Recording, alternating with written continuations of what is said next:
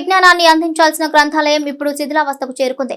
ప్రభుత్వ ఉద్యోగాల కోసం పోటీ పరీక్షలకు సిద్ధమయ్యే విద్యార్థులు, నిరుద్యోగులకు ఉపయోగపడాల్సిన విలువైన పుస్తకాలు, వార్తా పేపర్లు చెదలు పడుతున్న దుస్థితి నెలకొంది. ఈ విషయాన్ని పలుమార్లు అధికారులు, ప్రజాప్రతినిధుల దృష్టికి తీసుకెళ్లినా పట్టించుకున్న దాఖలాలు లేవు. పెద్దపల్లి జిల్లా కాల్వ శ్రీరాంపూర్ మండల కేంద్రంలో శిథిలావస్థకు చేరిన లైబ్రరీపై మైత్రి కథనం.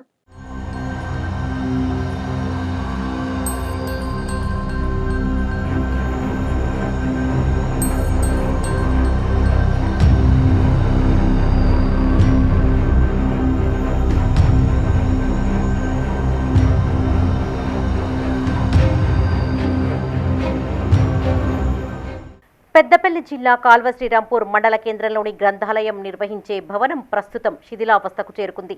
1989లో మండల కేంద్రంలో గ్రంథాలయాన్ని అప్పటి ప్రభుత్వం ఏర్పాటు చేసింది. అప్పటి నుంచి ఇప్పటి వరకు ఆ భవనంలోని లైబ్రరీ నిర్వహణ కొనసాగుతోంది. ఇందులో ఒక్కటే గది ఉన్న కారణంగా గ్రంథాలయానికి వచ్చే పాఠకులు ఇబ్బందులు పడుతున్నారు. ఆ భవనం కూడా ప్రస్తుతం శిథిలావస్థకు చేరింది.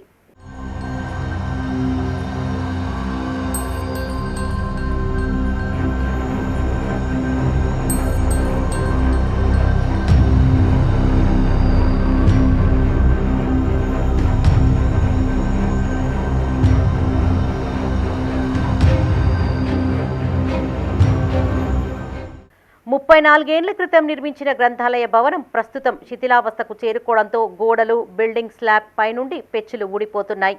ప్రతిరోజు గ్రంథాలయానికి 100కి పైగా పాఠకులు, వార్తా పత్రికలు, పోటీ పరీక్షలకు ప్రిపేర్ అయ్యే విద్యార్థులు వచ్చి ఇక్కడ చదువుతూ ఉంటారు. గ్రంథాలయ భవనం పై పెచ్చులు ఏ సమయంలో తమ పైన పడతాయోనని వారు భయాందోళనకు గురి అవుతున్నారు. గ్రంథాలయం వరండా భాగంలో కూడా స్లాబు పైన చుట్టూ గోడలు పెచ్చులు ఊడిపోయి ఇనుపచ్చువలు దర్శనమిస్తున్నాయి. ఇక వర్షాకాలమైతే చెప్పాల్సిన పనే లేదు. స్లాబ్ పై నుండి గోడల చుట్టూ ఎప్పుడూ వర్షం నీరు కారుతూనే ఉంటుంది. దీంతో ఏ సమయంలో ఇది కూలుతుందోనని పాఠకులు ఆందోళనకు గురయ్యేవారు. మండరెడ్డి కోటర్లో గ్రంథాలయం శిథిలావస్థలో చేరుకుంది. వర్షాకాలంలో ఎప్పుడు కూలుతుందో తెలియదు. దీనిపైన అనేక సార్లు పోరాటాలు చేశాము. ఇది శిథిలావస్థలో చేరడం వల్ల పాఠకులు తీవ్ర ఇబ్బంది గురి అవుతున్నారు. నూతన భవనాన్ని నిర్మించాలని డిమాండ్ చేస్తున్నారు. పరీక్షలకు అనేక మంది విద్యార్థులు మరియు పాఠకులు, గ్రామస్తులు గ్రంథాలయానికి వస్తుంటారు. అలాగే అన్ని హంగులతో కూడిన గ్రంథాలయాన్ని నిర్మించాలని డిమాండ్ చేస్తున్నారు. మండల కేంద్రంలో నూతన గ్రంథాలయ నిర్మాణానికి గతంలో ప్రభుత్వం 25 లక్షలు మంజూరు చేసింది. ఇందుకోసం ప్రభుత్వ ఉన్నత పాఠశాలలో కూడా కొంత స్థలాన్ని కేటాయించారు. కానీ ఇంతవరకు గ్రంథాలయ నిర్మాణానికి శంకుస్థాపన కూడా చేయలేదు. దీంతో అధికారుల తీరు పట్ల విమర్శలు వెల్లువెత్తుతున్నాయి.